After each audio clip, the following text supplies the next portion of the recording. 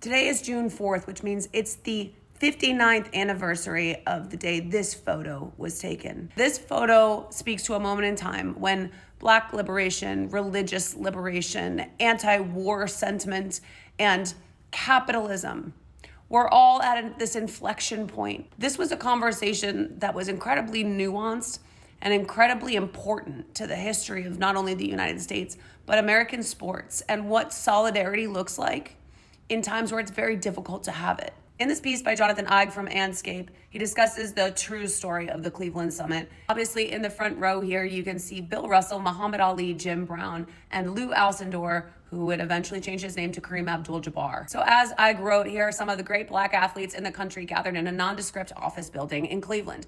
According to legend and all of the media reports after the fact, the athletes had come together to decide whether to lend their support to Muhammad Ali. He goes on to detail all of the pushback that Muhammad Ali had gotten, not only over the name change and joining the Nation of Islam, but also because he was refusing to join the military. And this was pushback he was getting from all sides. Prior to the meeting, boxing promoter Bob Arum and many prominent members of the Nation of Islam tried to persuade Ali to accept a deal that one of Arum's law partners had negotiated with the government. If Ali would perform boxing exhibitions for U.S. troops, the draft dodging charges would be dropped. Arum ran a company called Main Bout, and among the partners in that was Jim Brown and two leading figures in the Nation of Islam. The idea in gathering these athletes was that if they could persuade Ali to take the deal, they could all be financially rewarded on their end. And Jim Brown, who organized the meeting, was pursuing his interests in Black economic empowerment. He was the one who invited Bill Russell and Kareem Abdul-Jabbar and all of these NFL players, as well as Carl Stokes, a prominent attorney in Cleveland, who would be elected the first Black mayor of a major American city later that year. Across the course of that meeting, it became quite clear that Muhammad Ali was not going to change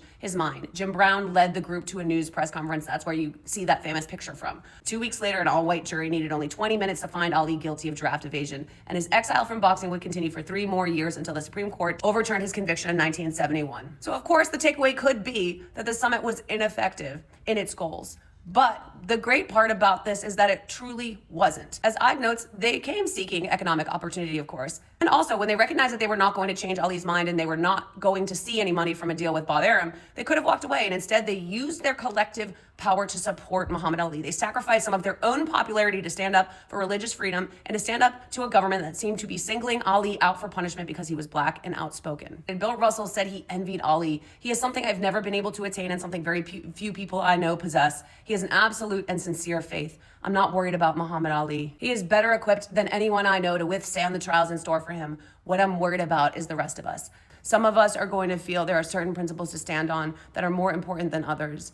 But what those athletes did that day, what Jim Brown and Kareem Abdul-Jabbar and Bill Russell did in not only meeting with Muhammad Ali, but then deciding to stand with him after the fact, was a monumental choice because everybody feels like they want to avoid risk. I've talked a lot about this in the conversation around Abdul Carter and Jackson Dart, which is that there are not enough athletes, specifically white athletes, who have learned the lessons of the people who they claim to idolize. Over and over again, we see that even the few players who do step up, Colin Kaepernick sacrificed his career, Abdul Carter, and speaking out against his white quarterback. And there is no solidarity from white league mates, from players in other leagues. Every time we have these conversations, the discussion is, when are more Black athletes going to step forward and take a stand, like Abdul Carter and like the men we just discussed? And so my answer to that question is always the same. Unless they get solidarity from their white counterparts, from the white quarterbacks, from the white